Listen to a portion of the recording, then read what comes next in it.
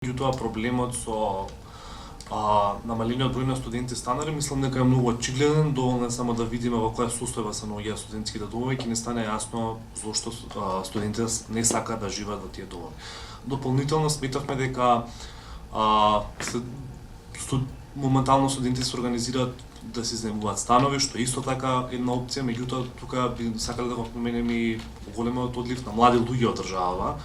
Така да мислам дека е едното поврзано со другото. Мислам ако повеќе сме имале повеќе студенти во главниот град, логично нели да имаме и повеќе студенти кои што би престојувале во овие студентски домови. Меѓутоа со намалување и на бројот на млади лица кои што се оцелуваат, односно зголемување на бројот на млади лица кои што се зголемуваат, меѓутоа и катастрофалните услови кои што се наоѓаат студентски домови, се намалува бројот. А дополнително укажува и фактот што има ситни интервенции во домот, меѓутоа нема вистински инфраструктурни решенија кои што навистина би го